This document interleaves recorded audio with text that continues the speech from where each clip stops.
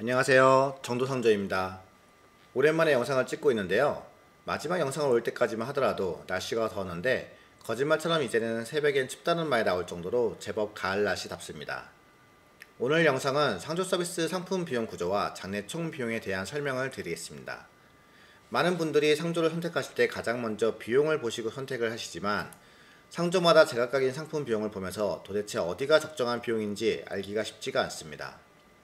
그러나 한 가지 확실한 것은 상품 비용은 제공하는 품질과 서비스에 비례한다는 것입니다.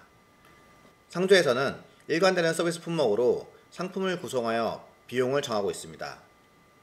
대체로 수의, 관, 입감 부속품, 빈소용품, 도우미, 리무진, 버스, 이송차, 상복 등을 제공해 드리고 있으며 여기에서 수의의 종류와 관의 크기, 도우미 제공 시간과 인원, 입감 부속품의 종류, 리무진과 버스가 제공인지 또는 택일인지와 운행 키로수, 상복 버스 등으로 상품 비용을 정하게 되며 일부 상조에서는 염습 비용과 관에 꽃을 장식하는 생화 꽃 장식에서도 별도 비용이 발생하는 경우도 있습니다.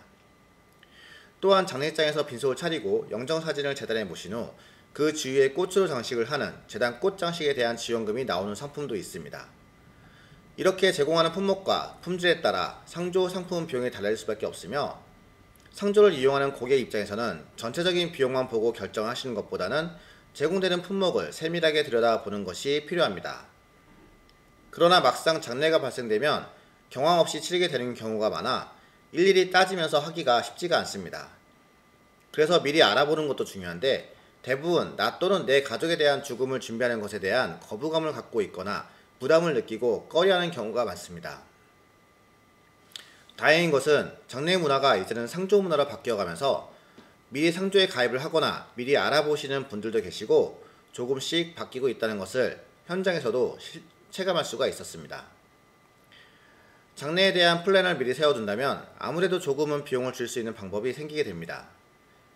장례 총 비용은 상조 비용, 장례식장 비용, 장지 비용으로 상조 비용은 먼저 설명드린 대로 제공 품목에 대한 내용이며 장례식장 비용은 빈소와 적개실, 안치실, 입관실 등 장례식장 내에 있는 시설을 이용하는 비용이며 여기에 장례식장에서 드시는 음식, 매점 물품 등으로 쉽게 생각해서 장례식장 내에서 사용하는 모든 시설과 품목에 대한 비용입니다.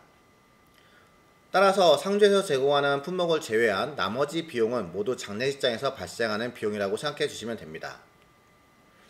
장지 비용은 1차로 화장 비용이 발생되며 화장 비용은 고인의 자격에 따라 화장 비용이 달라지며 여기에서 자격 요건은 유공자, 기초생활수급자, 화장장 관내 거주자 또는 거주 기간에 따라 화장장 이용 비용이 달라지게 되는 것입니다.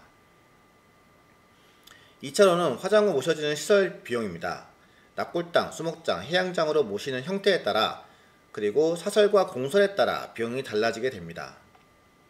여기까지 상조 비용, 장례장 비용, 장지 비용을 모두 합한 비용이 총 장례 비용인 것입니다.